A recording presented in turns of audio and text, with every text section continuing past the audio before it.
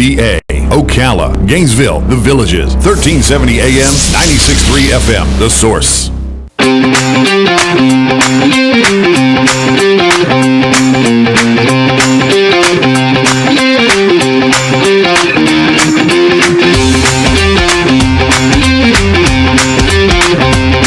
That's a little too pumped up, Robin, for a Monday morning. No, I like it. Dr. Victoria Colleli is in the studio, looking really nice in a green dress. Looks green, right? Emerald green. Dr. Colleli, I might need your help. You're a licensed psychologist. I got a lot of psychological things going on in my world. Hi, how you doing? Good to see you. I'm great. How are you? Good. We missed you. I missed you guys too. Yeah. Good to have you back. You have an amazing profession. I think your job is probably harder than a heart surgeon, not to take anything away from them, but because it's kind of mechanical in their world, you have to kind of figure stuff out, right? I agree. And just a slight correction, I'm not a licensed psychologist, so I don't want to take anything away from a licensed psychologist. I'm a licensed mental health counselor and I have a PhD in psychology. Oh my gosh, okay. So there's a difference. I'm not yet licensed as a psychologist. So Okay. I just wanted to clarify that so no one goes and complains. But the bottom line is, the reality is you're probably able to diaghnose something that's going on in my head, right? I can legally diagnose. Okay, so do you yes. mind if I just lay down for a little bit? I'm Sure, teasing. there's a long table here. I'm teasing. Yeah. You have a guest on the phone. Introduce our guest. I do again. So Lieutenant Colonel Jerry Regis is on the phone again. He's got quite a few questions for me. So he's on again. And so again, it might take another segment or two to go through all of the concerns he has. He is a soldier in the Army. He's been in the Army. He can correct me, but it's like 30 years. Wow. He's been in a long time. He's given his life, he's served almost his entire life for this country. So he contacted me with an array of questions. Some have to do with deployment and what his soldiers are going through. And some, I remember, from a couple weeks ago when we were here. Yes, his whole group is going back. They are deploying again. I don't know where. I don't have the liberty to say.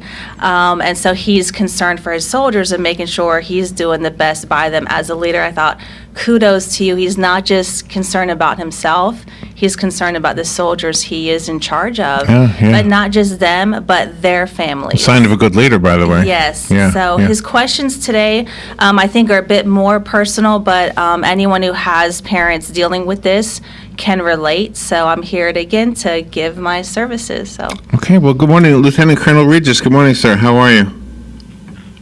Well, ladies and gentlemen, good morning. It's good to hear your voice again. Yeah, good to you. Where do you call from? Where are you?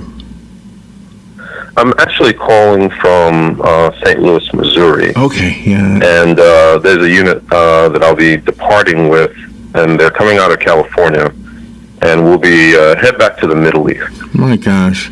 Well, thank you for your service, and please be careful. And I get it. I mean, you're in charge of other people, so when something happens to any of them, I mean, it weighs on you.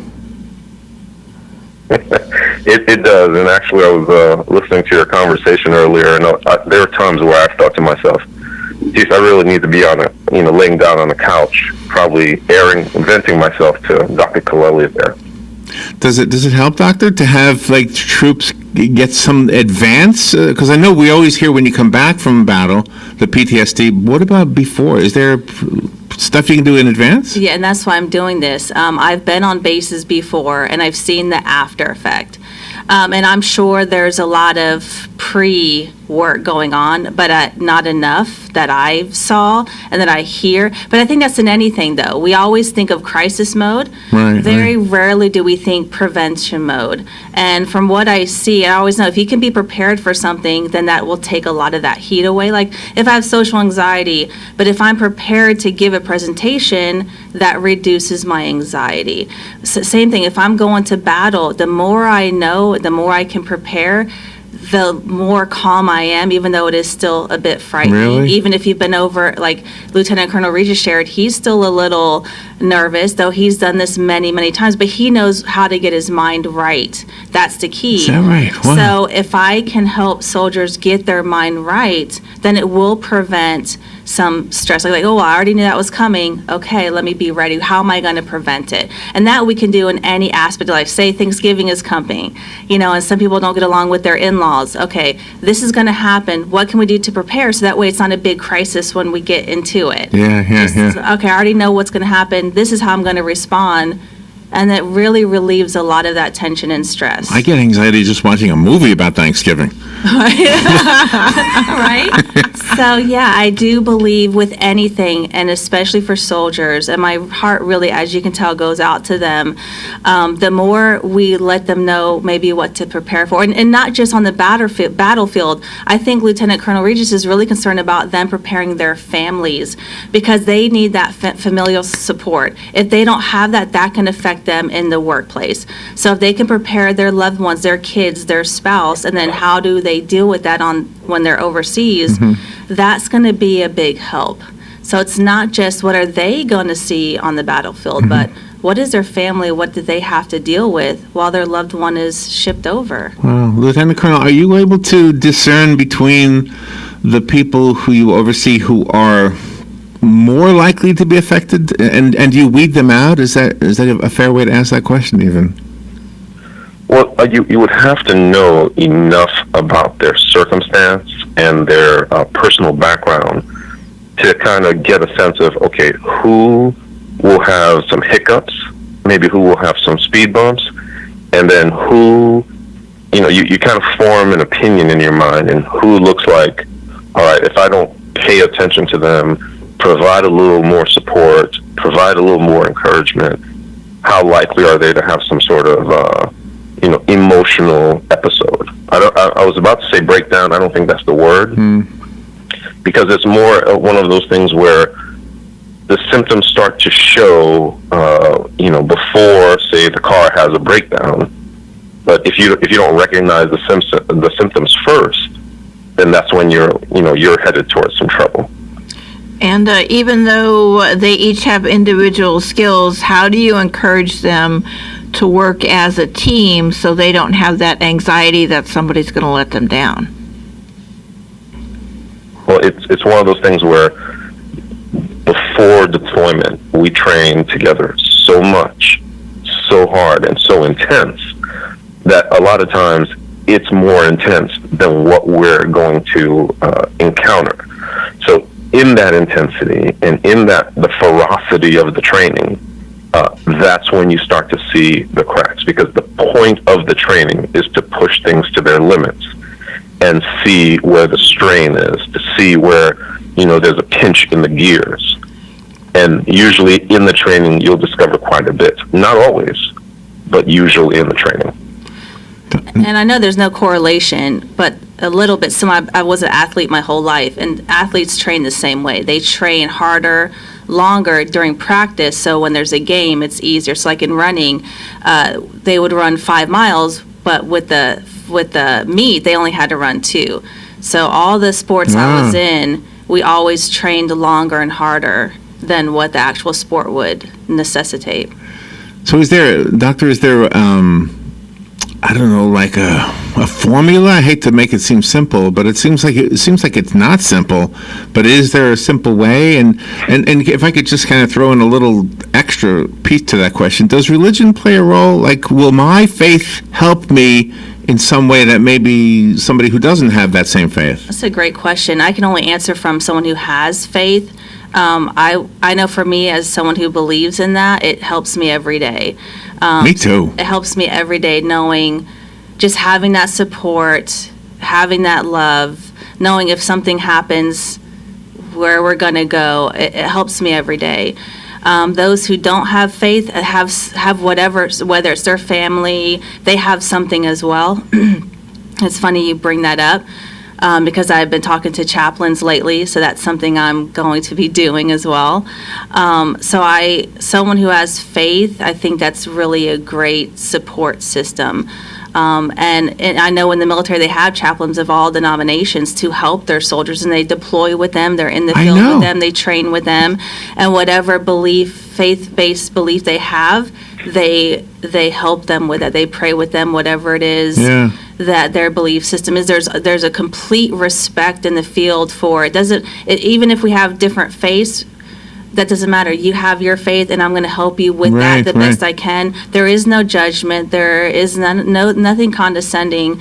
As you know, the chaplain takes that oath, and your job is to help them along their faith, whether that's your faith or not.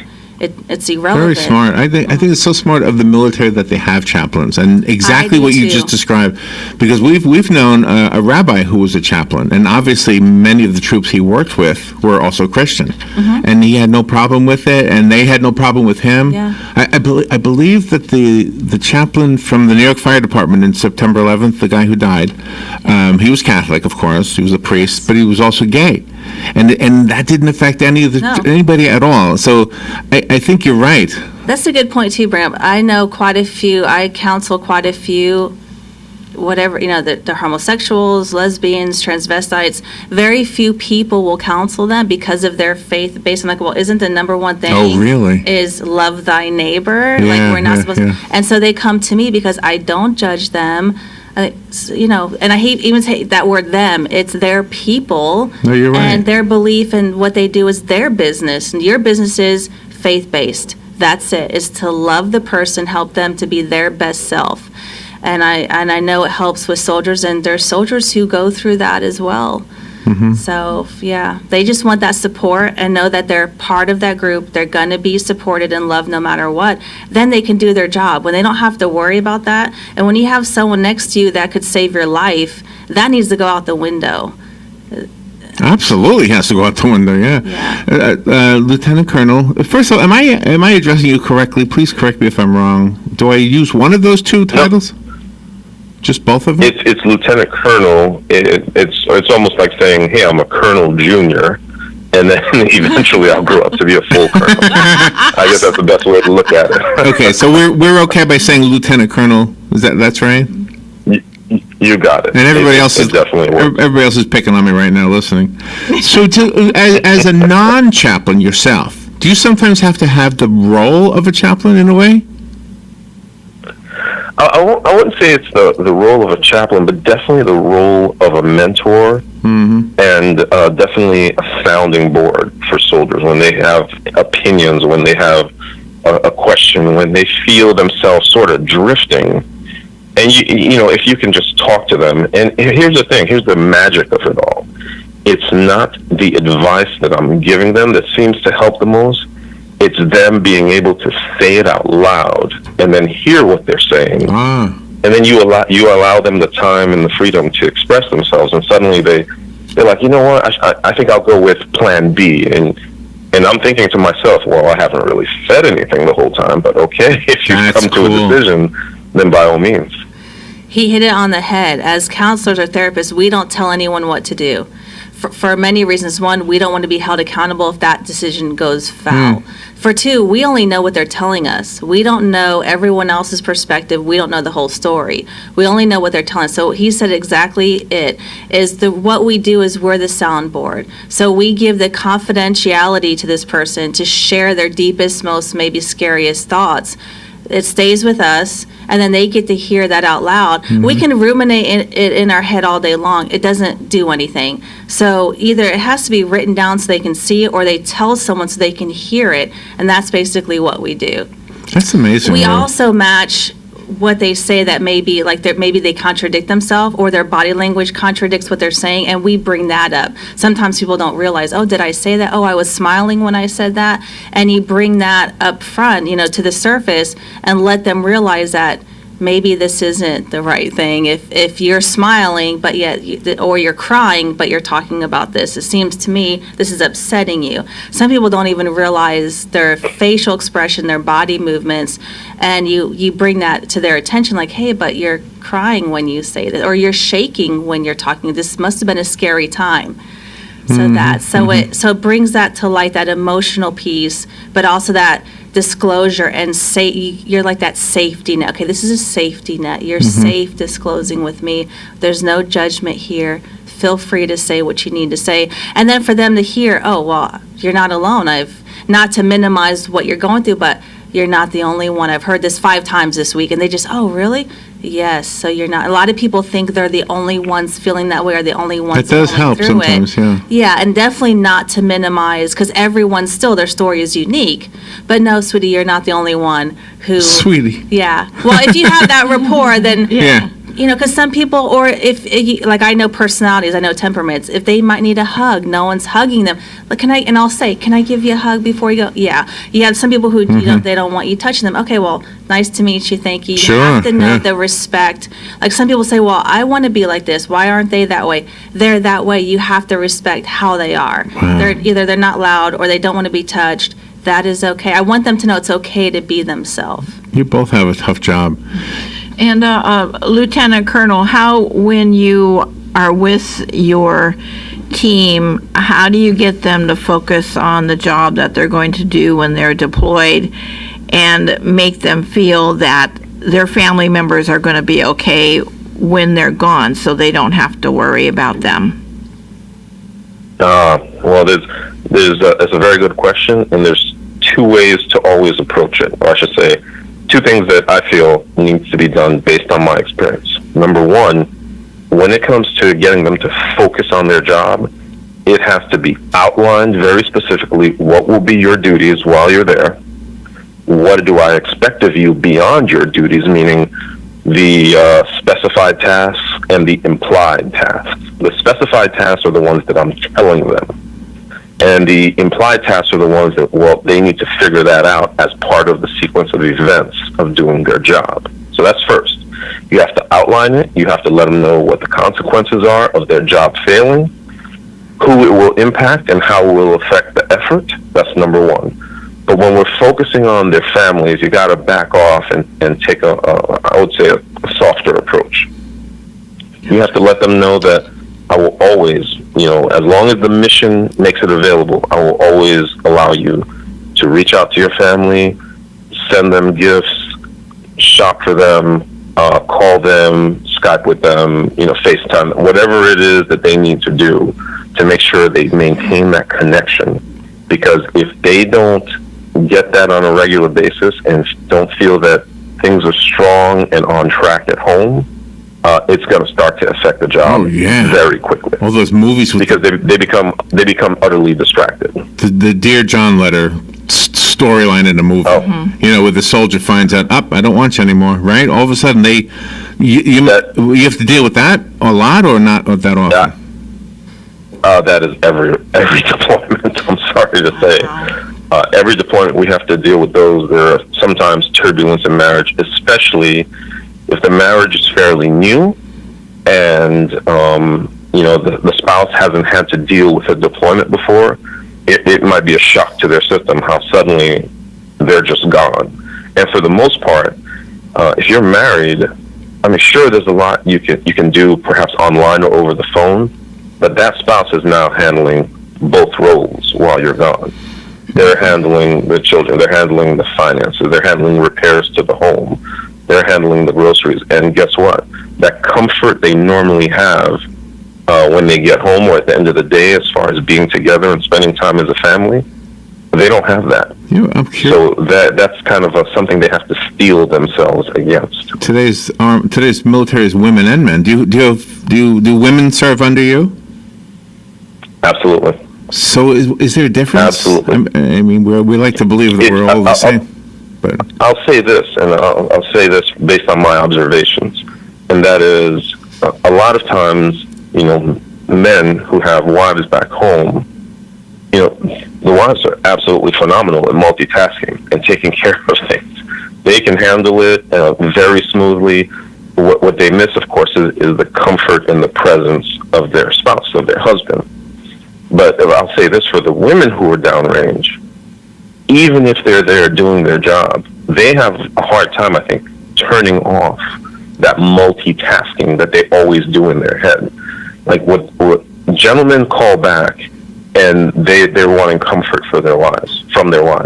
But wives call back, and they're literally running down a checklist, like, have these things been done? And that's usually what they want to check on first when they reach out to their family. So it's sometimes it's a different dynamic. Wow. What are your thoughts on that?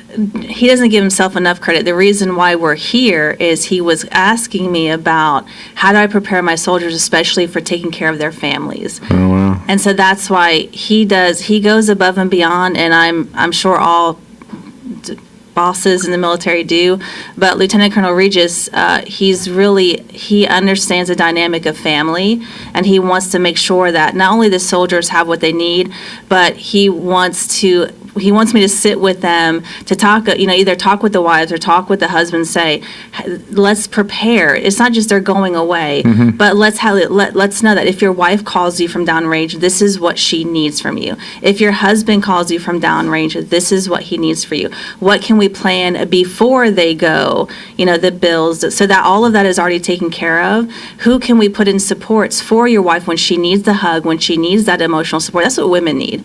Men, like you said, the men need to know that the woman is there supporting them, but the women actually need that touch. So is it a brother? Is it a brother-in-law? Is it their mom, their dad? They not only need that help, like getting the groceries, taking care of the kids, because they get worn out, but they're more emotional, and so we can't ignore that. We are emotional beings, so we need that hug. So like I said, if I have a female soldier come in, one of the first things I'll do before she leaves is, can I give you a hug? Because I know she needs that touch. Men don't, they might need it, but they're not going to ask it from me. They're very respectful, and I'm not going to dare invite myself for that. But if it's a female soldier coming for comfort, that's what I'm going to do. Well, it sounds like a really smart thing to be preparing our soldiers for. You have to prepare them. You have, because I don't think, just like in a marriage, a lot of people before they get married, they don't think of, well, how are we going to raise our kids? What faith? How the finances is going to be? Are we going to live off one income? Are we going to give our kids allowance? How are we going to discipline them? They don't plan all of that.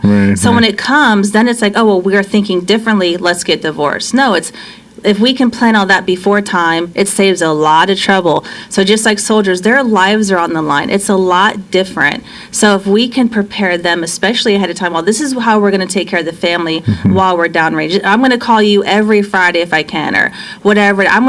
He's got to know, I'm going to send my honey something every Friday, whatever it is. Know what your spouse needs ahead of time. Know what the family needs it. And some of them, I think, aren't thinking that way. And Lieutenant Colonel Regis realized that one of the issues is that, and can we get ahead of it and take care of it? And that's why we're here. I love these conversations. It just ends too quickly.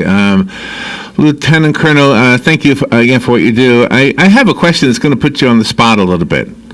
But you seem special to me. Are you, or is every commanding officer as conscientious of the mental health of the troops that they oversee as you are? Well, I'll tell you, it comes with experience.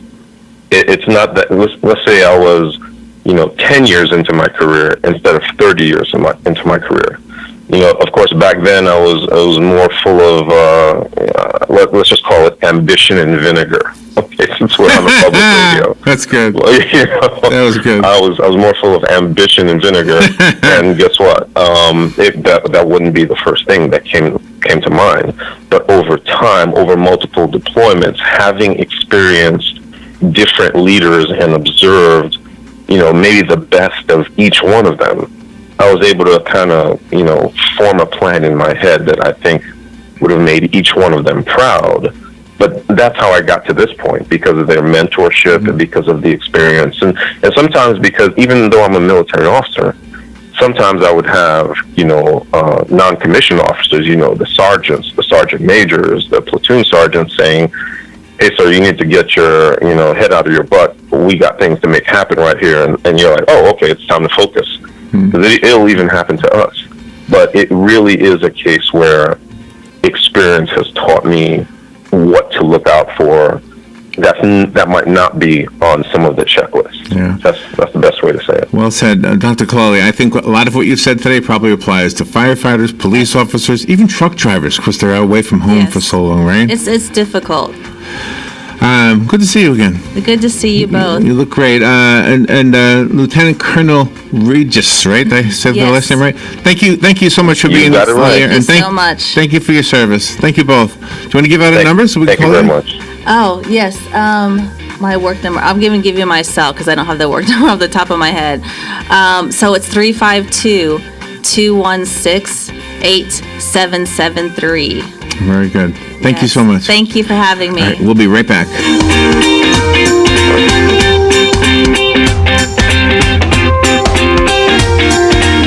Broadcasting from the Paddock Mall Studios, this is WOCA, Ocala.